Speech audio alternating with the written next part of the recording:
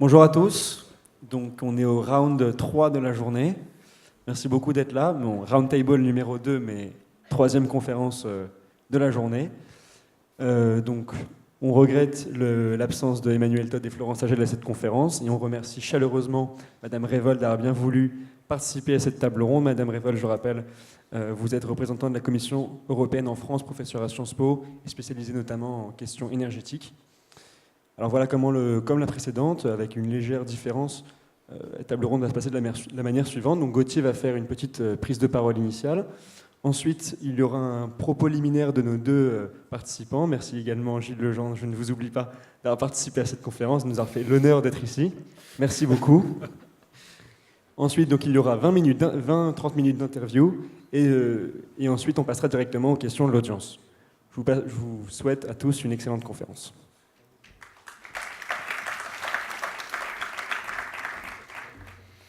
Bonsoir à tous, je suis ravi de vous accueillir pour cette deuxième table ronde de la journée qui va être animée par Symposium Central Supélec sur le thème « Que reste-t-il de l'Europe des pères fondateurs ?» Alors je vais simplement citer brièvement Victor Hugo avant de laisser la parole à nos invités. Victor Hugo a dit un jour devant l'Assemblée nationale « Le peuple français a taillé dans le granit indestructible et posé au milieu du continent monarchique de l'Europe la première assise de cet immense édifice qui s'appellera un jour les États-Unis d'Europe. » Alors que reste-t-il de l'Europe pensée par Victor Hugo ? Que reste-t-il de l'Europe qui a été créée dans un but économique suite à la fin de la Seconde Guerre mondiale ? Et que reste-t-il de l'Europe imaginée par Jean Monnet, Robert Schuman et Konrad Adenauer ? Que reste-t-il de l'Europe de tous les pères fondateurs ? Adina Crisan-Révol est docteure en sciences politiques, administratrice à la Commission européenne et professeure à Sciences Po Paris. Gilles Legendre a été journaliste et entrepreneur et il est aujourd'hui député de Paris et président du groupe La République En Marche à l'Assemblée nationale.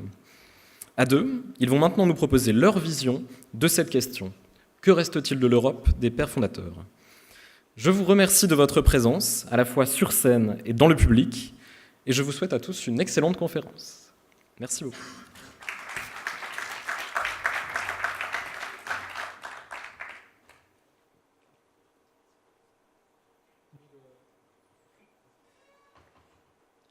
On va pouvoir commencer en écoutant nos deux intervenants sur le thème qui vient d'être décrit par Gauthier. On va d'abord laisser la parole à Madame Révold. Merci beaucoup pour la parole. Donc, je suis désolée. Pour l'Europe des pères fondateurs, cela pose la question du présent, du passé, du présent et de l'avenir. Et je vais utiliser l'année 2018 et les nombreux anniversaires qui ont marqué cette année pour parler en fait de l'Europe et de ce que nous avons réussi en 60 ans d'intégration à achever. Donc tout d'abord en 2018, on a eu des anniversaires qui montrent vraiment l'essence du projet européen et qui montrent l'identité, l'ADN européen. On a eu l'anniversaire de la fin de la Première Guerre mondiale. On a eu l'anniversaire des 70 ans de la Déclaration universelle des droits de l'homme, les 50 ans de l'Union douanière et puis les 25 ans du marché unique. Donc en 2018, en fait, on a eu finalement un condensé de l'ADN européen, donc les valeurs, la paix, la construction à travers l'intégration économique. Parce que nous avons en même temps eu des anniversaires liés aux instruments économiques, donc aux unions douanières et marché intérieur.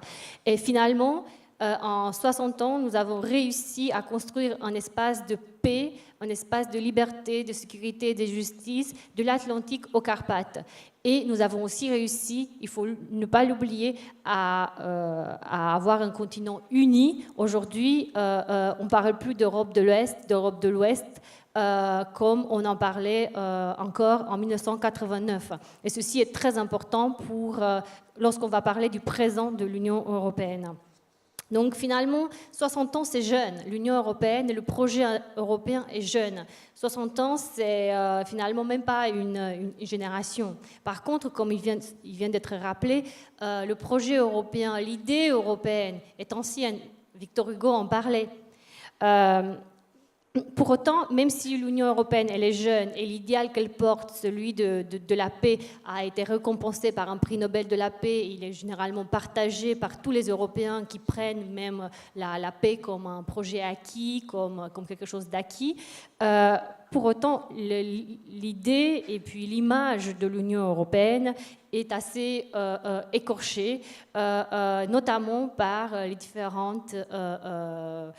notamment par les conséquences économiques des différentes crises que l'Union européenne a subies depuis 2009. Et je tiens à souligner ce point, l'image de l'Union européenne, qui est différente en fait du projet européen. Donc aujourd'hui, effectivement, il n'y a plus de communisme en Europe, il n'y a plus de guerre, la paix est acquise. Donc finalement, les jeunes générations n'ont connu que la crise. Les générations qui sont nées en 1995 n'ont connu que la crise de l'Union européenne, et ceux qui ont de la chance ont connu Erasmus, mais ne savent pas, n'ont pas connu, n'ont pas vécu l'Europe divisée, l'Europe d'avant Schengen, par exemple. N'oublions pas, Schengen, ça date de 1995. Et finalement aussi, on a l'image de l'Union européenne comme impuissante, naïve, l'idiote du village global. Or, dernièrement, l'Union européenne a montré qu'elle reste la plus grosse puissance commerciale mondiale, capable de faire des accords commerciaux avec le Japon, le Mexique et le Canada. Je vais parler un peu du dernier accord commercial signé avec le Japon, parce que nous sommes dans un monde qui est devenu de plus en plus proche de Hobbes, alors que le monde prôné par l'Union européenne est un monde qu'ancien. Et donc, grâce à cet accord signé qui vient de rentrer en vigueur donc, le 1er février avec le Japon, l'Union européenne a signé son plus grand accord commercial jamais signé de son histoire. Et puis c'est un accord qui crée en fait la zone commerciale la plus grande au monde. Et ça montre aussi que l'Union européenne crée des ponts et pas des murs actuellement.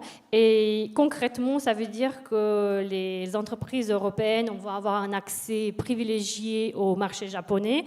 Quelques chiffres.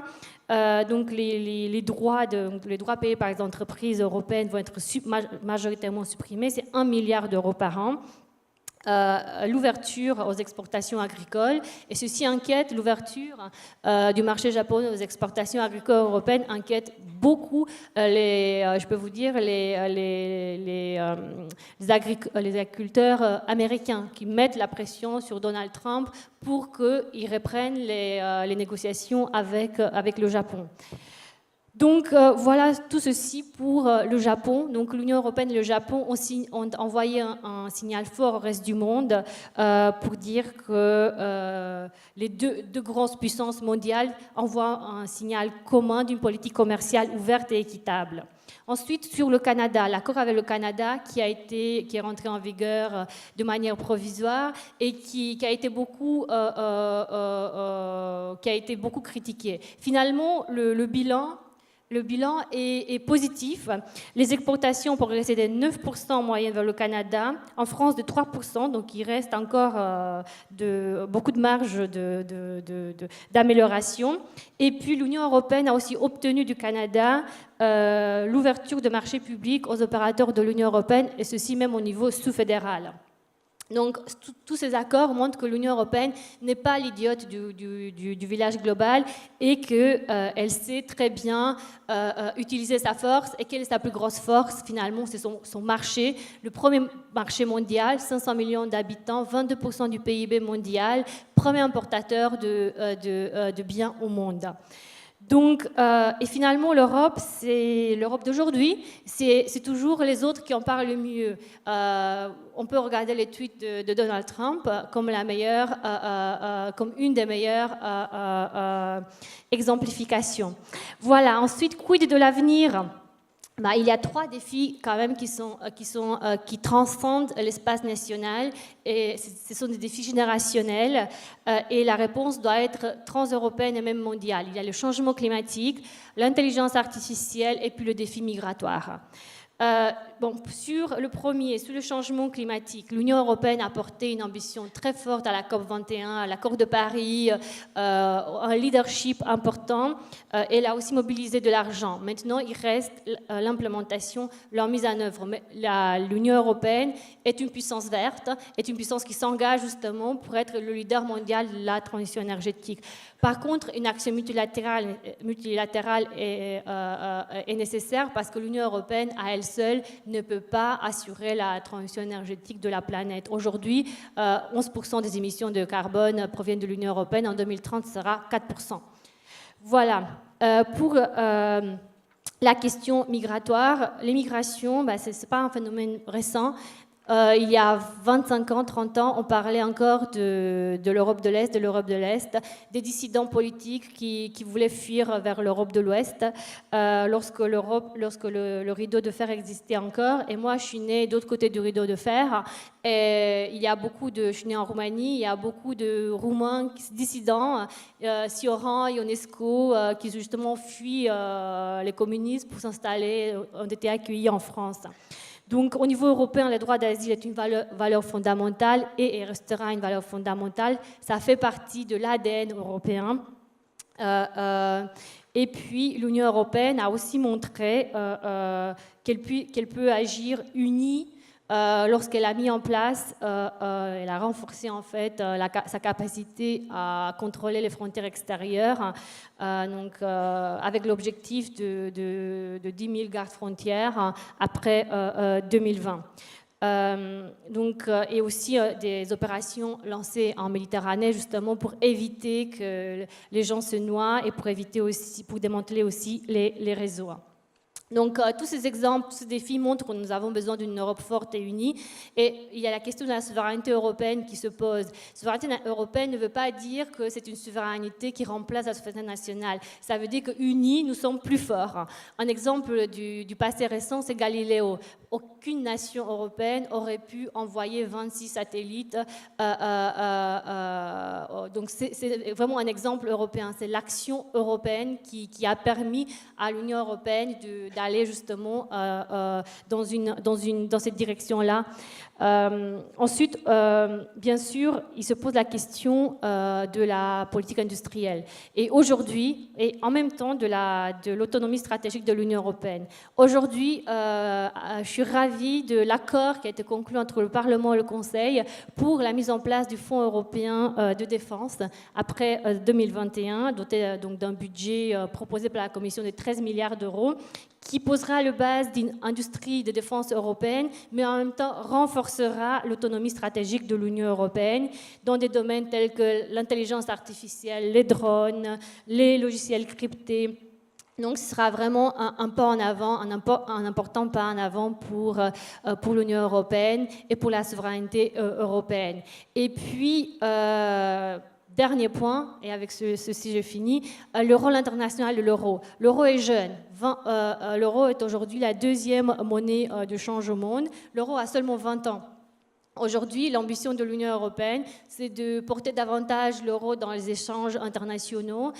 N'oublions pas que le dollar n'a pas toujours eu la suprématie des échanges. Avant, c'était la livre sterling. Donc, l'euro a beaucoup de potentiel devant lui. Juste un dernier exemple. Par exemple, les contrats énergétiques aujourd'hui sont signés en dollars, alors que l'Union européenne est le premier marché énergétique au monde, un marché qui paye des prix premium. Donc, il y a encore beaucoup de progrès à faire pour une souveraineté renforcée de l'Union européenne. Donc, on remercie beaucoup Madame Rivol pour ses propos éclairants sur le sujet. Donc, on va pouvoir maintenant laisser la parole à Monsieur Legendre, qui a aussi préparé quelque chose sur le sujet. Bien, bonsoir à tous. J'ai été passionné par les propos de Madame Rivol.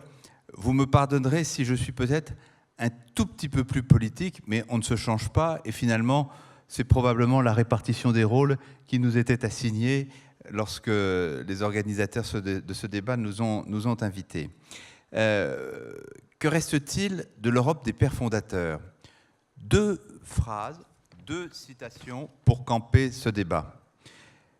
Le 9 mai 1950, à Paris, Robert Schuman, le symbole de ces pères fondateurs de l'Europe, qui propose de construire l'Europe et qui dit, je pense à ces mots saisissants, « L'Europe n'a pas été faite et nous avons eu la guerre ».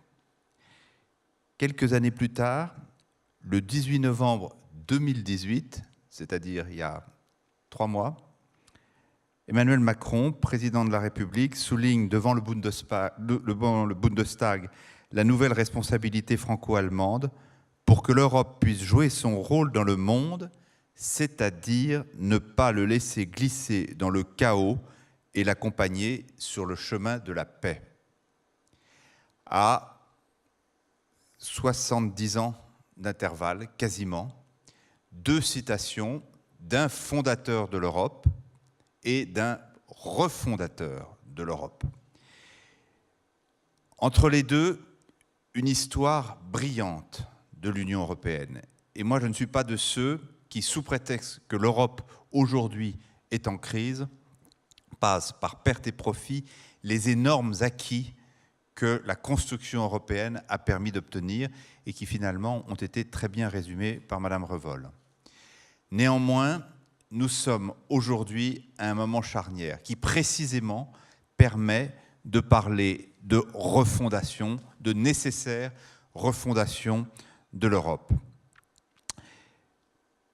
2 motifs qui permettent de parler d'une crise sévère. La première, c'est une crise interne à l'Europe, avec des fractures politiques bien plus qu'économiques, même si les fractures économiques existent aussi, des fractures politiques qui sont liées à une opposition qui, certes, présentée comme je vais le faire, peut paraître simpliste, mais qui a une véritable réalité.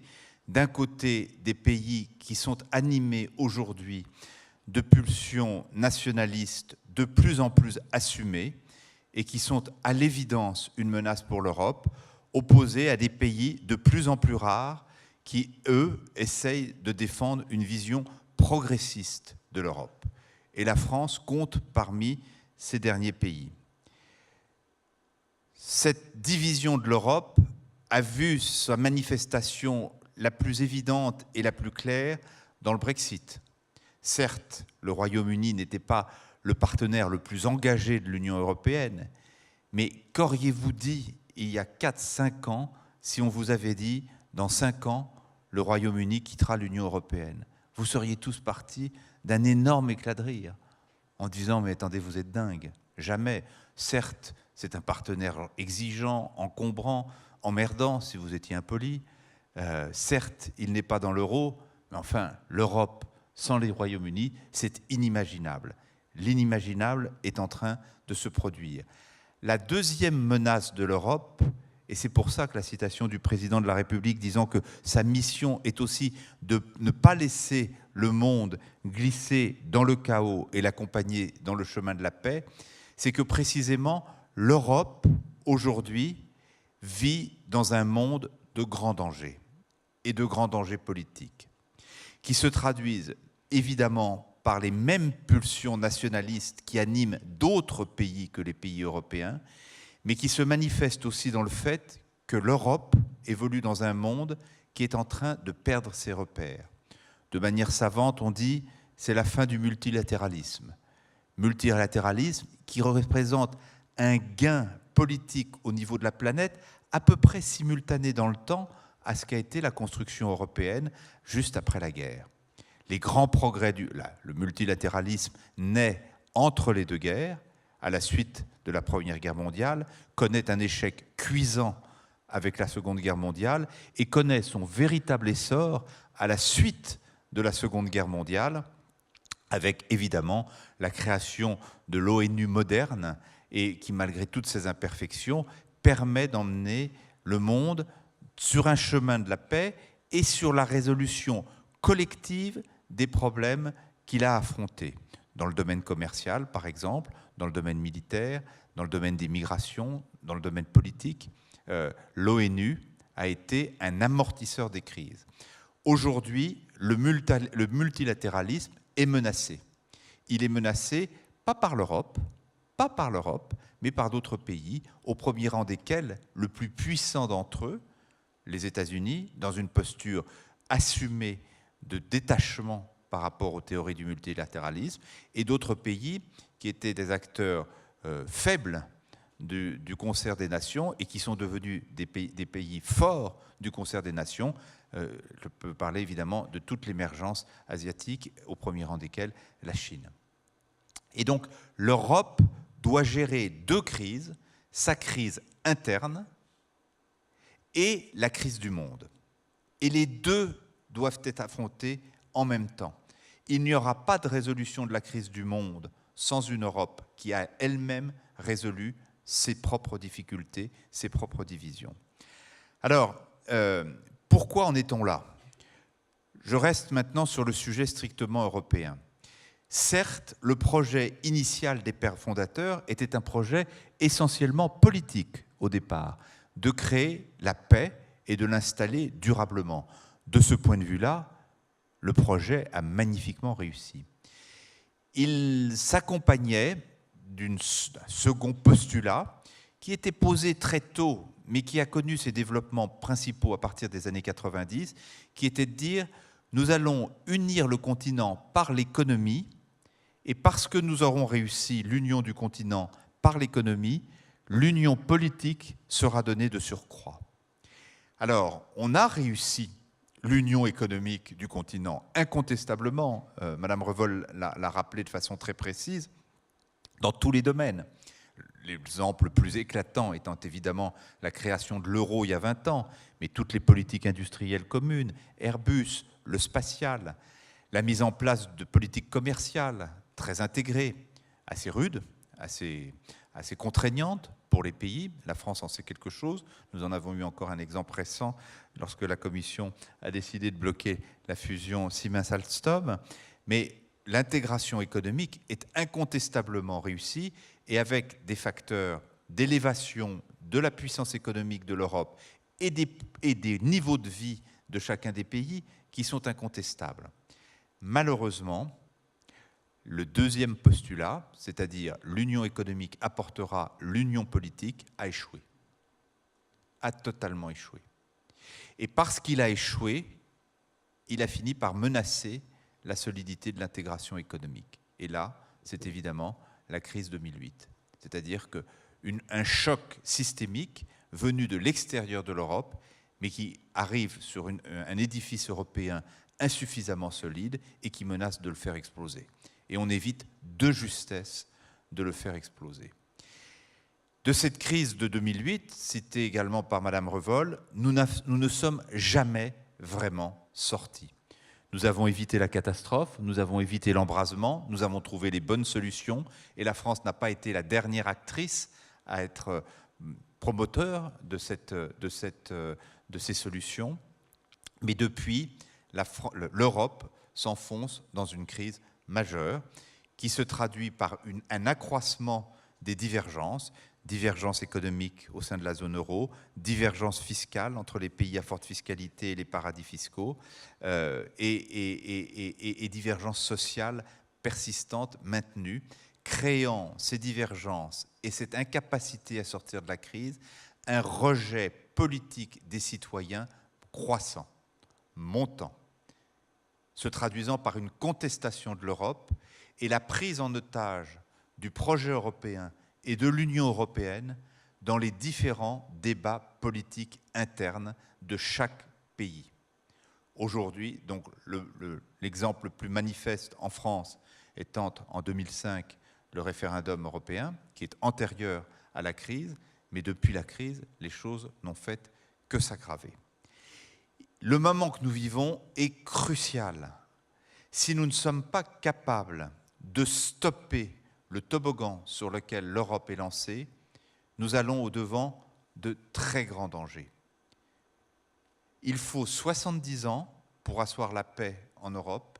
Il faudra très peu de temps pour la mettre en péril et pour la menacer. De ce point de vue-là, les enjeux politiques de l'année qui vient de s'ouvrir, de l'année 2019 et des élections européennes, est évidemment un enjeu crucial. Alors, quelles sont les propositions de la France dans ce domaine? Et donc là, on ne parle plus du fondateur, mais on parle du refondateur, ou de celui qui aspire à l'être dans ces conditions extrêmement difficiles. qui est le président de la République. Cela tient à deux choses qui peuvent donner l'impression d'être contradictoires, mais qui en fait convergent, vont dans la même direction. C'est-à-dire, une Europe souveraine, une Europe forte, et deux, une Europe qui protège et qui protège ses concitoyens. Le rêve de souveraineté et de force de l'Europe n'est que la reprise du rêve initial, mais en s'en donnant les moyens. Et en provoquant probablement une sorte d'électrochoc idéologique qui tient à une critique que le président de la République, qui n'est pourtant pas facilement assimilable à un horrible gauchiste, a porté de manière extrêmement claire: l'Europe a probablement péché par une conception politique ultralibérale, exagérée, excessive, qui finalement l'a mise en position trop souvent de fragilité par rapport à ses concurrents et à ses partenaires. Et là, je me méfie bien de la critique qui consisterait, ou de la tendance, la facilité qui consisterait à mettre en cause la Commission européenne. Ce n'est pas simplement parce qu'une de ses représentantes est sur cette scène. La Commission européenne n'est pas responsable de la politique de l'Europe. Les responsables de la politique de l'Europe depuis 70 ans, ce sont les États, ce sont les gouvernements. Évidemment, la Commission européenne joue un rôle essentiel, mais elle a toujours été le reflet des politiques que voulaient mener les gouvernements et, de le cas échéant, de leurs mésententes. Ce qui a parfois permis à la Commission européenne de jouer un rôle un peu plus important que celui qui lui avait été dévolu, mais en occupant le vide. Et c'est vrai que l'idéologie dominante de l'Europe pendant ces années, en dépit de l'extraordinaire diversité des gouvernements entre les pays et parfois des gouvernements dans le temps à l'intérieur d'un même pays, a souvent été portée là-dessus. Ce qui nous a amené à des grandes naïvetés, par exemple, dans le domaine commercial ou dans le domaine de la concurrence. On en a vu l'exemple. Tout le monde polémique en disant « la Commission exagère, elle n'aurait pas dû interdire la fusion Siemens-Alstom ». Mais je pense qu'elle n'aurait pas dû l'interdire, sauf qu'elle a appliqué des règles qui l'obligeaient quasiment à l'interdire. Et donc, il va falloir changer les règles. C'est un des enjeux de cette refondation. Alors, l'Europe forte et souveraine, c'est dans beaucoup de domaines. C'est dans le domaine commercial. C'est vrai que la politique commerciale de l'Union européenne a été une réussite à l'intérieur de l'Europe, entre les pays, mais vis-à-vis du monde, nous avons été trop souvent une Europe passoire. Et maintenant que nous avons de nouveaux concurrents extrêmement agressifs sur le plan commercial, comme la Chine, nous devons accepter de nous protéger. Pas de nous protéger entre nous, mais de nous protéger contre les autres. Je ne suis pas du tout tenant du protectionnisme, mais je ne suis tout aussi peu tenant de l'angélisme en matière commerciale. La taxe carbone à l'extérieur de l'Union européenne est une piste. Le Buy European Act en est une autre, qui privilégie l'achat et les appels d'offres en direction des producteurs européens. C'est une manière de se protéger. Le contrôle des investissements étrangers en Europe est une piste. Tout ça à mener avec discernement, mais ce sont des pistes. Une Europe qui protège, c'est évidemment une Europe qui protège sur le plan migratoire. Vous êtes tous au courant de l'accord de Meseberg en juin 2018, venant juste après l'incident politique du l'Aquarius, et qui permet de jeter les bases d'une politique européenne de l'immigration, avec notamment le développement du rôle du Frontex, un corps de police de frontières européen, et mettre enfin en place un système de pilotage et de solidarité européen entre États, ce qui nécessite notamment de remettre en cause l'accord de Dublin et créer probablement une agence européenne de l'asile. Toujours dans l'idée d'une Europe forte, évidemment, et souveraine, la défense. Vous avez vu que là-dessus, les choses ont avancé. Devant le Parlement européen en novembre 2018, Angela Merkel a appelé à la constitution d'une véritable armée européenne, une armée qui compléterait l'OTAN, qui ne se substituerait pas à l'OTAN, mais qui la compléterait. Et l'initiative européenne d'intervention, qui permettra de coordonner les doctrines d'intervention, de rapprocher les cultures stratégiques et avoir une approche plus pragmatique entre les pays. Je vous rappelle que le projet d'une communauté européenne de défense, Jean Monnet, 1954. Nous sommes 65 ans plus tard, c'est ça, j'ai bien calculé, oui, 65 ans plus tard, et nous envoyons enfin l'ébauche, l'esquisse. Une Europe qui protège, et une Europe qui protège d'autant plus qu'elle sera plus forte, c'est une Europe plus sociale. Toujours dans ces accords de Meseberg, nous avons débloqué de 20 à 30 milliards d'euros sur 7 ans pour pallier les insuffisances de l'union monétaire. Nous avons réussi ce qui était présumé injouable, impensable, la révision de la directive sur le détachement des travailleurs, qui a été adoptée définitivement le 21 juin 2018. Nous sommes à l'ébauche d'une assurance chômage européenne, la garantie peut-être d'un salaire minimum adapté à la réalité de chaque pays qui est en discussion et qui découle d'une proposition du président de la République lors de son fameux discours de la Sorbonne à l'automne 2017. Europe qui protège, c'est aussi une Europe de convergence fiscale qui refuse de se laisser enfoncer, il n'y a pas d'autre mot, par le dumping fiscal des grands acteurs du numérique, les fameux GAFA. L'accord a du mal à émerger, à tel point que la France est en train de mettre en place une taxation sur le chiffre d'affaires des grands acteurs du numérique, en attendant que l'Europe soit capable de le faire elle-même. Mais dans un autre registre, la convergence des taux d'impôt sur les sociétés va dans le même sens. La promesse d'une Europe plus démocratique, ça c'est quelque chose de fondamental que nous avons initié avec les consultations européennes, qui ont été un moment assez actif de vie démocratique européenne. Il faudra aller évidemment plus loin. La manière dont se recomposera le Parlement européen à l'issue des élections du 26 mai en France 2019 jouera évidemment un rôle essentiel. Quelles sont les conditions pour réussir cette refondation ? Madame Revol a cité bien d'autres dossiers que ceux que j'ai évoqués. Elle a eu raison de signaler l'importance des politiques industrielles, des politiques d'innovation, qui doivent évidemment être très fortement dopées. Nous ne travaillons plus à la même échelle. Aujourd'hui, nos concurrents, c'est la Chine. Et l'argent que la Chine est capable de mobiliser sur ces politiques d'innovation, il n'y a que l'Europe unie qui est capable d'aligner les mêmes montants. Même les grandes puissances européennes, l'Allemagne, la France, ne sont pas capables, sont sur des échelles de 10, 15, 20 fois moins. Unis, nous avons les moyens de nous lancer dans ces politiques-là. Donc ça, c'est un premier point, c'est-à-dire une mutualisation, une mise en commun des moyens. La deuxième condition pour réussir, c'est une Europe à plusieurs vitesses assumées. Je sais que ça choque l'entendement, ça donne l'impression d'un retour en arrière par rapport à la longue construction qui s'est traduite par des phases d'élargissement concentrique, mais à l'évidence, l'unanimité à 27, c'est très difficile et ça ne peut pas fonctionner. Donc, sur quel type de cercle se mettra en place cette Europe à plusieurs vitesses ?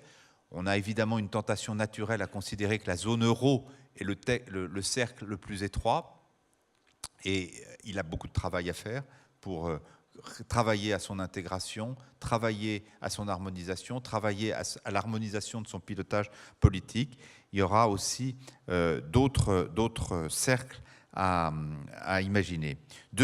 Troisième condition, une Europe plus efficace, plus concrète, plus proche des citoyens, remettant aux nations des vraies compétences sur les domaines dans lesquels elles doivent conserver leur autonomie, leur puissance, notamment tout ce qui concerne la justice, la police, la sécurité intérieure, et des domaines dans lesquels, au contraire, l'Europe doit renforcer sa compétence, la gestion des frontières, la politique commerciale, la politique monétaire, le numérique, et puis des domaines qui seront entre deux.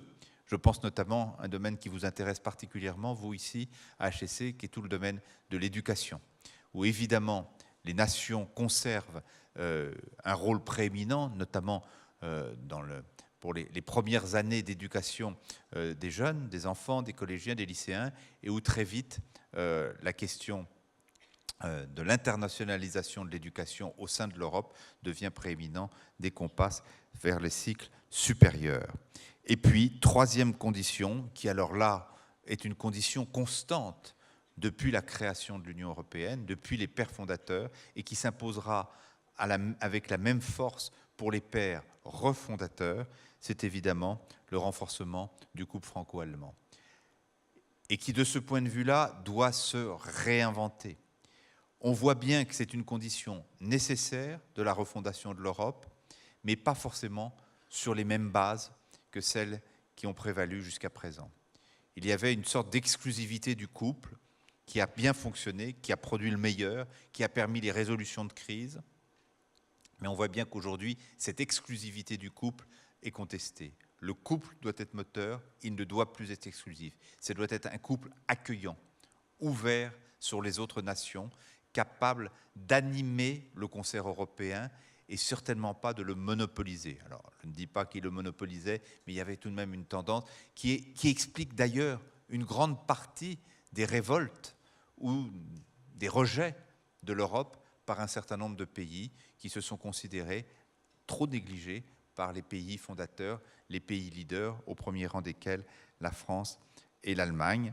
Comme vous le savez, la France et l'Allemagne ont renouvelé le traité, le fameux traité franco-allemand, il y a quelques semaines, à Aix-la-Chapelle.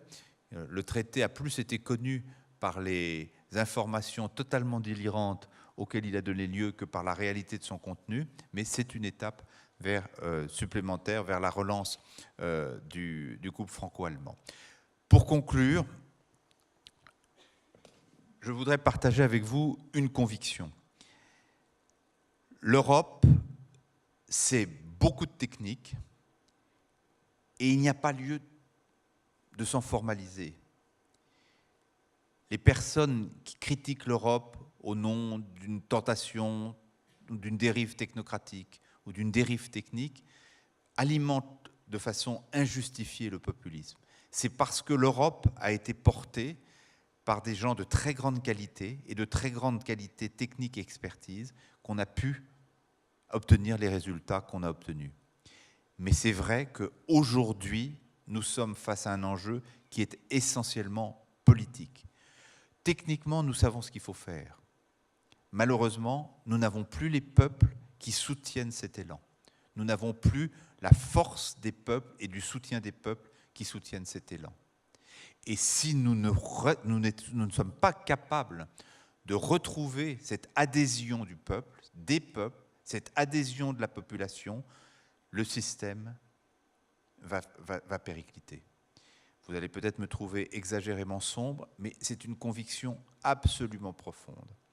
Et c'est vrai qu'aujourd'hui, les grands responsables politiques de l'Europe, et à l'intérieur de chaque pays, les différents responsables politiques de l'Europe, des pays d'Europe, doivent prendre leurs responsabilités. Soit ils sont dans la critique stérile, dans la critique démagogique, dans l'IACA, dans la dénonciation facile, et à ce moment-là, ils alimentent le rejet européen et ils retardent, non seulement ils retardent l'espoir d'une renaissance européenne, et ça veut dire qu'ils assument l'effondrement de l'Europe, son échec, et qui se verra très vite par des actes aussi spectaculaires que le Brexit. L'étape suivante, c'est 1 ou 2 pays qui sortent de l'euro. Soit au contraire, ils prennent leurs responsabilités, ils sont capables de traduire le projet européen en termes motivants, en termes compréhensibles pour l'ensemble des populations, capables de leur montrer ce que seraient les pays respectifs sans Europe, les pertes que les pays enregistreraient si l'Europe n'existait plus, et capables aussi de définir ce projet de manière motivante, et à ce moment-là, petit à petit, nous serons capables de réussir cette refondation de l'Europe. Je vous remercie.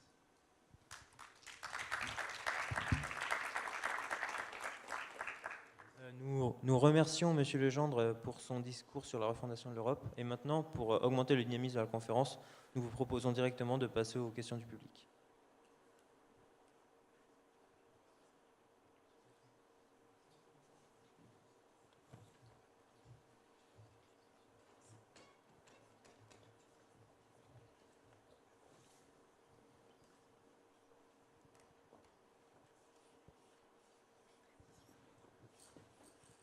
Bonjour messieurs, dames. Vous avez évoqué beaucoup de défis pour le XXIe siècle. On ne peut que les partager et se dire que l'Europe serait une solution a priori raisonnable pour y faire face. Seulement voilà, dans tous les domaines où on attendait que l'Europe nous permette d'être fort, je pense notamment à l'écologie, je pense notamment à l'immigration, je pense notamment à la convergence fiscale. On pensait qu'on allait être capable d'affronter les grandes multinationales parce qu'on serait plusieurs pays, mais on n'arrive pas à s'organiser pour avoir un système fiscal cohérent. Tous ces défis-là, on a constaté de nombreux échecs dans l'histoire de la construction européenne. Donc ma première question, c'est, selon vous, pourquoi ces échecs ? Vous allez très certainement me répondre qu'il y a eu des dissensions entre les pays, et ils n'ont pas réussi à se mettre d'accord, très certainement. Mais du coup, ma seconde question, c'est selon vous, pourquoi cela changerait dans les années à venir ? Merci.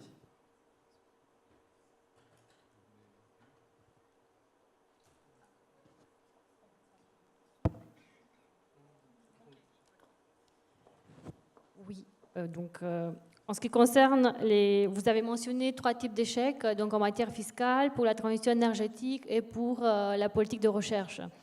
Je commencerai par la transition énergétique. S'il y a un domaine où l'action européenne a montré de vrais résultats, c'est bien la transition énergétique, parce que l'Union européenne a non seulement mené l'accord de Kyoto, mais aussi l'accord de Paris. Sans l'Union européenne et sans l'action aussi déterminante de la France, il n'y aurait pas eu l'accord de Paris. Et je m'explique. En octobre 2014, à Bruxelles, le leader européen se met d'accord sur des objectifs qui sont très ambitieux au niveau mondial de réduire les émissions de gaz à effet de serre de 40% à l'horizon 2030. C'était, et ça reste toujours un objectif très ambitieux. Tout ceci est envoyé à l'Assemblée générale des Nations unies comme ambition européenne, ce qui a enclenché la dynamique américaine, à l'époque l'Amérique d'Obama, l'engagement américain dans le processus de la COP21. Et sans l'Union européenne, sans le leadership européen, sans l'ambition européenne, ceci n'aurait pas été possible. Et ça reste peut-être vague, mais en termes concrets, ceci veut dire qu'il y a aussi une politique industrielle derrière. Ça veut dire que le 40% de baisse d'émissions de gaz à effet de serre, ça veut dire qu'il y aura plus de renouvelables, et espérons-le, produites par des entreprises européennes.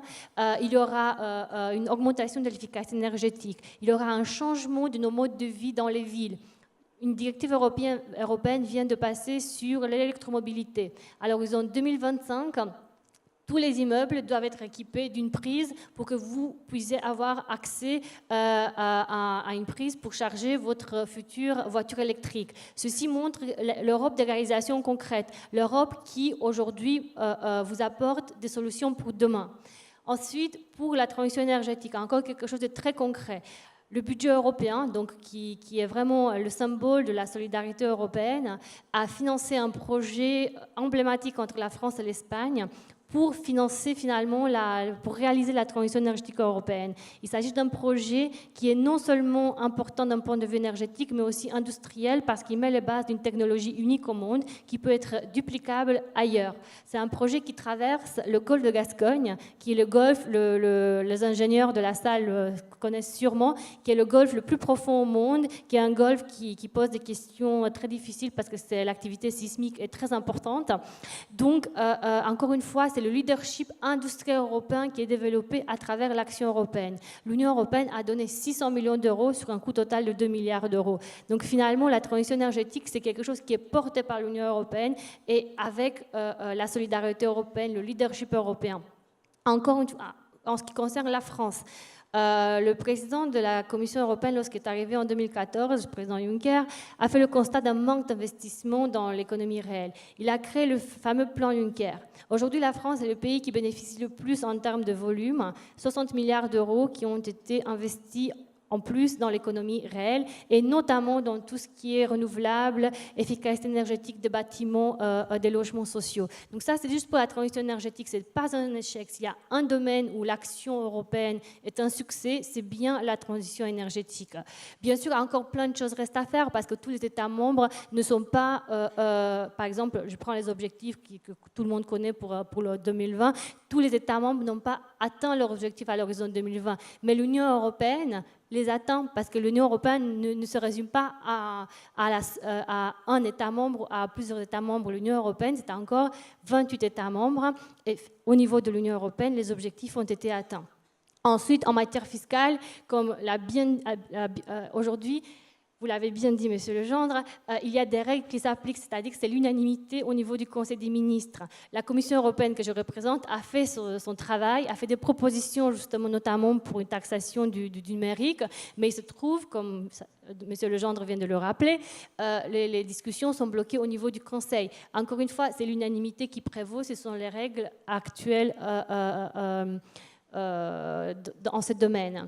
En matière de recherche, au niveau de l'Union européenne, encore une fois, moi j'ai mentionné le projet Galileo, mais il faut mentionner qu'à partir de 2021, au niveau de l'Union européenne, nous allons avoir le budget de recherche et d'innovation le plus important au monde. La Commission vient de proposer 100 milliards d'euros sur 7 ans. C'est un effort conséquent justement pour financer la recherche, parce que nous savons au niveau de la Commission que la recherche ne pourra pas être financée par un État membre. C'est un défi transeuropéen face à justement la mobilisation de la Chine. Et c'est pour ça que dans un contexte politique très difficile, avec la sortie du Brexit qui engendre sous 7 ans une perte des revenus au budget de l'Union européenne de 84 milliards d'euros, la Commission a choisi d'augmenter le budget de la recherche dans l'Union européenne. Déjà, nous avions le budget le plus important au monde, mais maintenant, nous allons avoir un budget encore plus important. Donc, encore une fois, ce sont des choses, comment dire, qui peuvent paraître très terre à terre, mais ça montre des réalisations concrètes et l'action concrète de l'Union européenne qui effectivement peut paraître bureaucratique, trop technique, mais l'Union européenne, c'est aussi l'Europe des réalisations concrètes. Et donc, dans ce domaine-là, je serais très optimiste parce que l'Union européenne a montré que l'action commune peut apporter des résultats concrets pour les citoyens, que vous êtes moi, vous et moi. Merci beaucoup, Madame Révol. Donc, on va passer à la prochaine question. Bonsoir. Monsieur Legendre, vous avez terminé votre présentation en disant qu'il fallait réembarquer finalement les citoyens européens dans un projet commun. Et ça m'a interpellée parce que je suis en majeure de management de projet. Et ce qu'on nous apprend en management de projet ici à HEC, c'est qu'un des fondamentaux, c'est de créer une identité au sein d'une équipe et de fédérer une équipe à travers une identité commune. Et donc finalement, ma question, c'est aujourd'hui, c'est quoi le plan de com', c'est quoi le plan pour faire un team building qui rassemble les 300 millions d'Européens et pour qu'ils aillent de manière positive vers un projet qui leur ressemble et qui les unit à tous les autres membres de leur équipe. Alors, votre question m'intéresse d'autant plus que moi, je ne suis un homme politique que depuis 2 ans et qu'avant, j'ai été, comme ça a été rappelé tout à l'heure, pendant 11 ans, entrepreneur à mon compte dans le conseil. Et ce que j'ai fait, c'est ça. Avec des entreprises, avec des administrations, les accompagner dans des phases de transformation. Et les choses que vous apprenez là, certainement avec beaucoup plus de précision et d'exhaustivité que je n'ai pu le faire quand je me suis mis à mon compte, c'est ces choses-là. Alors, dans une entreprise, on parle de plan de com'. Moi, je serais tenté de dire que pour l'Europe, on peut parler d'une campagne électorale. C'est ça l'enjeu de la campagne électorale qui va s'ouvrir dans quelques semaines. C'est d'être capable précisément de définir une vision, un projet qui puisse mobiliser nos concitoyens. Et en écoutant Madame Revol, je me faisais une remarque qui était que le plus gros échec de l'Europe, ça n'est pas tant forcément d'avoir loupé la convergence fiscale, elle l'a loupé à l'évidence, d'avoir loupé la convergence économique qui était indispensable à la solidification de l'euro. C'est vrai, elle l'a loupé. D'avoir loupé un certain nombre de politiques comme ça qui auraient dû avoir laissé la politique agricole commune probablement s'effriter et s'effilocher, ce qui nous pose aujourd'hui des énormes problèmes. Il y a ces échecs-là. Mais le plus gros échec, c'est d'avoir été incapable de vendre, et je dis vendre dans une école de commerce, de vendre les immenses acquis concrets de l'Europe à ses concitoyens. Vous appuyez sur play à la Commission et Madame Revol est intarissable et elle s'est arrêtée, mais elle aurait pu continuer. Il y a énormément de choses que l'Europe a réussi, a fait progresser et qui sont passées, mais alors totalement au-dessous des radars du citoyen européen. Et faire de la politique, j'en sais quelque chose maintenant, c'est précisément être capable en permanence de maintenir le lien avec le citoyen en lui expliquant ce qu'on fait, pourquoi on le fait, les résultats qu'on obtient, les échecs qu'on enregistre, tout ça dans une très grande honnêteté, dans une très grande transparence et avec, j'allais dire, une constance. Le discours européen n'existe plus. Ou, excusez-moi, 2 minutes de partialité absolue, n'existait plus en France réellement jusqu'à ce que le président de la République essaye de le réveiller. Mais pour bien vous montrer que je ne suis pas affreusement partial, il le réveille, mais avec beaucoup de difficultés. Parce que précisément, c'est très difficile. Et donc, l'identité aujourd'hui européenne, moi je pense que c'est 2 choses. Ça reste encore et toujours l'objectif de paix. Une entreprise, ça sera toujours une entreprise qui se transforme et qui se remet en mouvement, comme vous le décriviez, ça sera toujours la bottom line. Mais pas seulement. Nous, notre bottom line, pour le continent européen, c'est la paix. C'est ce qui n'est pas négociable. Si une entreprise perd de l'argent, elle est morte. Si l'Europe n'est pas capable de travailler à son projet de paix, elle est morte. Et puis, il y a un deuxième projet qui est aussi, d'une certaine manière, implicitement lié à l'échec ou aux difficultés qu'on connaît depuis 10, 20 ans, c'est réussir les grandes mutations qui ne sont pas propres à l'Europe, mais auxquelles l'Europe est confrontée et pour lesquelles elle n'a pas encore trouvé les réponses et l'intensité des réponses suffisantes pour y faire face. Et ça, c'est 3 grands domaines, pour moi, qui ont d'ailleurs été évoqués très précisément par Madame Revol. C'est la mutation numérique, avec toutes les implications qu'elle a sur l'ensemble de l'activité économique et de l'activité sociale, l'arrivée des plateformes, les transformations brutales, profondes que le numérique implique dans le monde du travail, dans le monde social. La deuxième mutation, c'est la mutation écologique, qui n'était pas évoquée quand on a créé et fondé l'Europe, et qui aujourd'hui occupe une part majeure. Madame Revol a eu raison de montrer que l'Europe n'avait pas à rougir de ce qu'elle avait fait jusqu'à présent, mais il faut qu'on aille beaucoup plus loin, et ça urge littéralement. Et la troisième domaine, selon moi, qui est moins connu, qui est moins souvent cité, qui est assez lié quand même aux 2 précédents, c'est la question des compétences, c'est la question de l'éducation. Je considère que dans ces 3 domaines, cela converge vers une Europe qui se donne les moyens de sa puissance, une puissance qui n'a rien d'hégémonique, rien d'agressif, mais qui retrouve une forme de fierté et qui se donne surtout les moyens de réussir dans le concert des nations. Et derrière ces 3 grands chapitres, qui sont évidemment trop vastes quand on les explique comme ça, se retrouve la déclinaison d'une multitude de politiques qui doivent descendre et qui doivent embarquer les Européens. Et j'espère que durant cette campagne électorale, nous serons capables de donner corps à ce projet. Merci beaucoup pour cette question. Peut-être une dernière question en bas à droite, là. Ah non, il y en a déjà une. Donc voilà. Bonjour Madame Revol, bonjour Monsieur Legendre. J'avais une question pour Monsieur Legendre qui nous parlait de l'Europe et qui nous a dit que Emmanuel Macron était donc le refondateur de cette Europe et qu'il allait la protéger des populismes et des dérives totalitaires. Donc je pense que vous faisiez en partie référence à la Hongrie. Et je me demandais, comment la France pourrait se positionner comme une défenseuse de la démocratie, qui est quand même la 29e au classement des pays les plus démocratiques, derrière le Botswana, et qui, il y a 1 an et demi, fait rentrer les mesures de l'état d'urgence dans le droit commun avec la loi antiterroriste, qui récemment a fait rentrer des mesures complètement antidémocratiques avec la loi anticasseurs, et qui, comme le disait M. Asselineau assez justement, a fait rentrer au Conseil constitutionnel Alain Juppé, un repris de justice. Donc je voulais savoir comment il allait faire tout ça.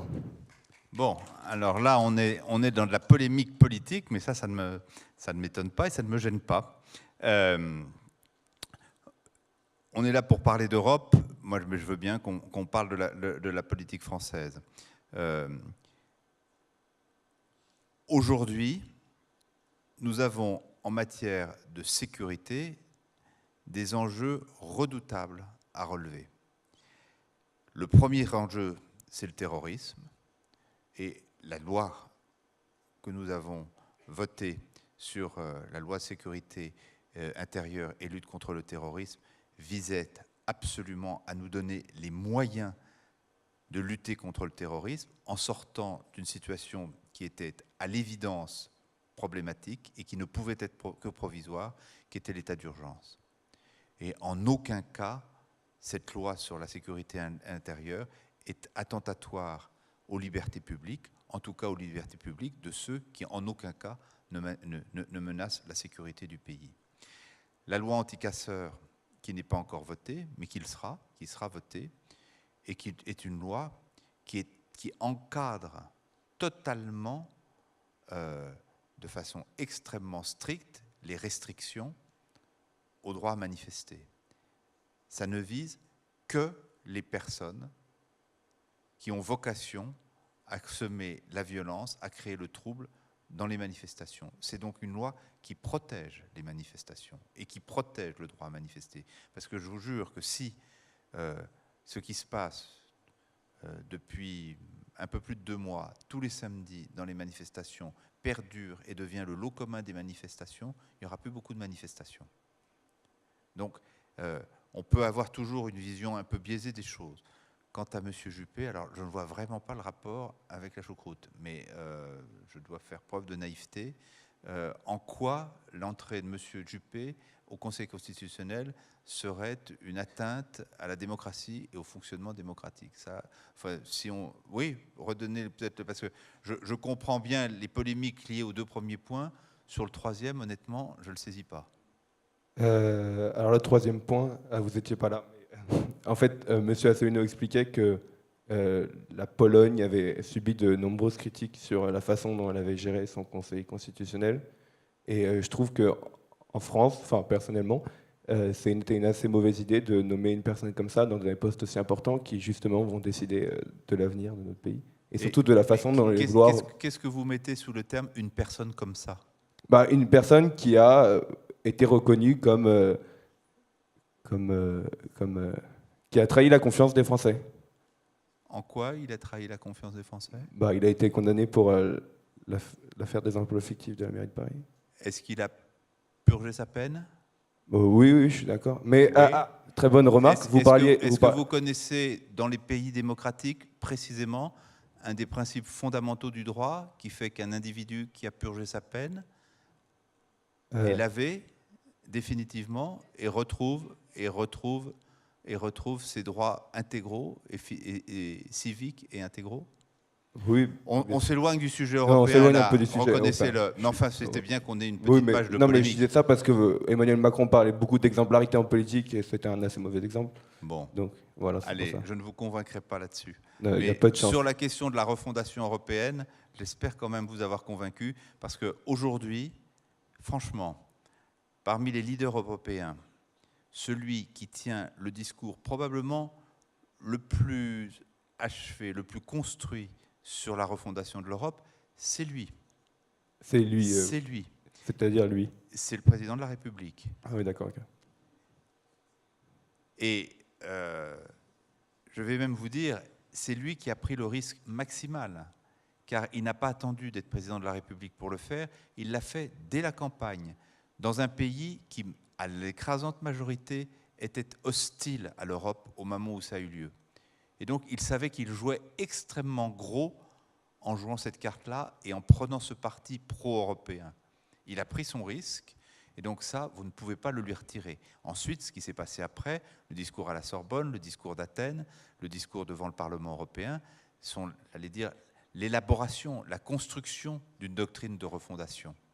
Mais vous ne pouvez pas contester qu'aujourd'hui, le seul vrai discours européen audible, c'est celui que porte le président de la République. Non, je suis assez d'accord, mais je pense que la France n'est pas très européenne. Par exemple, au premier tour des élections présidentielles, les candidats anti-européens ont obtenu 60% des suffrages. Je sais, mais ils ont élu le seul qui avait un discours pro-européen. Oui, bon, ok, d'accord. Merci à tous pour cette conférence et pour ces questions très intéressantes. Et merci. Je prends juste une question de monsieur au premier rang. On va prendre cette dernière question. D'accord, pas de problème. Avec obstination. D'accord. Pour nous engueuler, mais c'est pas grave.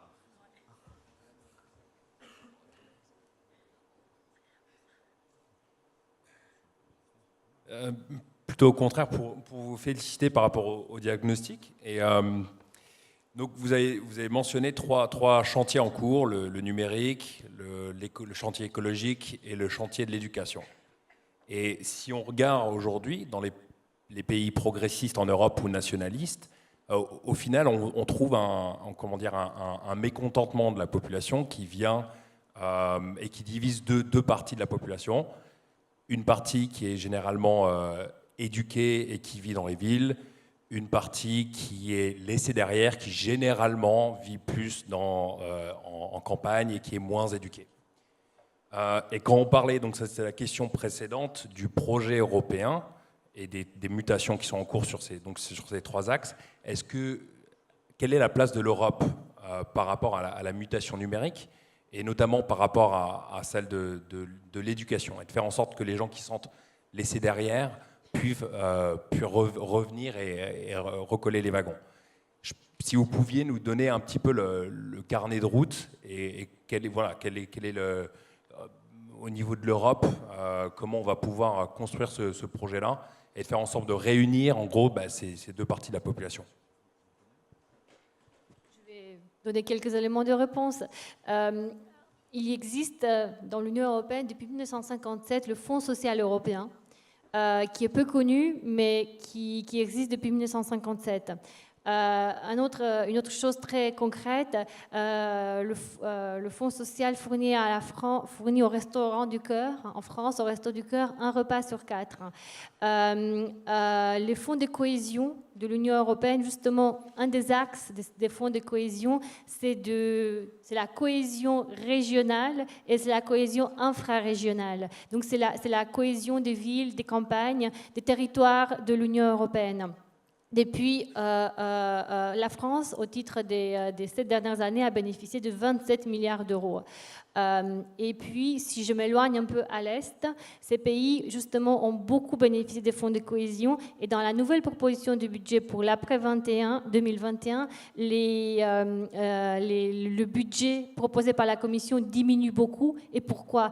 Parce qu'il y a eu un rattrapage très important, justement grâce aux fonds de cohésion. Donc les pays de l'Est ont beaucoup utilisé les fonds de cohésion, qui sont des fonds, en fait, qui n'ont pas vocation à rester durablement, mais justement ce sont des fonds de rattrapage et qui ont été utilisés aussi bien pour les villes et les campagnes pour justement les rapprocher de la moyenne européenne. La France en bénéficie aussi et continuera à en bénéficier parce que même si la France est un pays très riche, il y a aussi en France des régions qui sont moins riches que d'autres.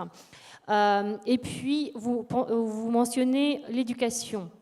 Sur l'éducation, l'Europe a déjà beaucoup fait. Au niveau concret, il y a Erasmus, par exemple, qui s'adresse à tout le monde. Je sais, vous allez me dire que tout le monde ne peut pas avoir accès à Erasmus, les plus pauvres ne peuvent pas avoir accès à Erasmus. Justement, dans les propositions du budget pour l'après 2021, la Commission a proposé un doublement du budget de l'Erasmus pour le rendre encore plus, comment dire, pour que le maximum de citoyens européens puissent en bénéficier. Et puis, l'Union européenne travaille aussi sur la création d'universités européennes, justement pour l'université de demain, pour avoir plus d'échanges entre les diverses universités européennes. Aujourd'hui, effectivement, nous avons des programmes d'échange, mais l'objectif de demain, c'est de créer l'université européenne. Et donc, en ce moment, il y a un appel à proposition ouvert pour que diverses universités se créent un projet de recherche au niveau européen. En France, je sais que Sciences Po travaille avec un certain nombre d'universités, aussi bien à l'ouest qu'à l'est de l'Europe. Et puis, je voudrais finir mes propos en vous invitant tous à vous inscrire sur la liste électorale avant le 31 mars, parce que c'est très important d'aller voter à ces élections européennes. D'habitude, le taux d'abstention est très important. Et faisons ces élections-ci ne seront pas du business as usual. Il faut aller voter. Il ne faut pas rester neutre. Il faut justement exprimer son choix en faveur de l'Europe que l'on veut voir demain pour nous et pour nos enfants. Merci beaucoup et merci à tous pour cette conférence. Merci.